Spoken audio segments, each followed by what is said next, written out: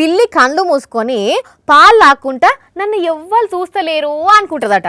అట్లనే కొందరు దొంగ బడిమెగాళ్ళు మమ్మల్ని ఎవ్వరు చూస్తలేరు అనుకొని దొరికింది అందుకొని అవతల పడతారు. లాస్ట్కు ఎట్లా తయారైనరంటే ఇంటి బయట పెట్టిన ట్యూబ్ లైట్లు బల్బులు సుత ఇడిచి పెడతలేరు.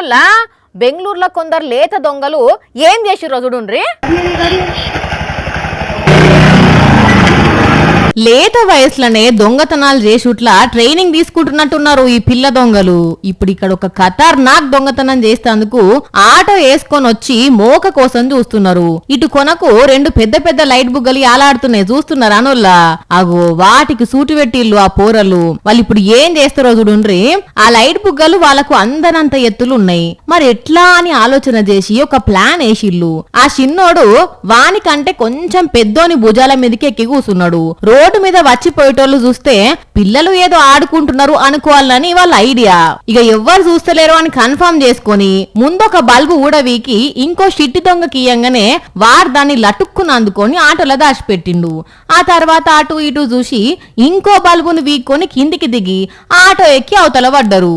బెంగళూరులో జరిగింది దొంగతనం. ఇదంతా అక్కడనే ఉన్న సీసీ కెమెరాల రికార్డ్ అయింది.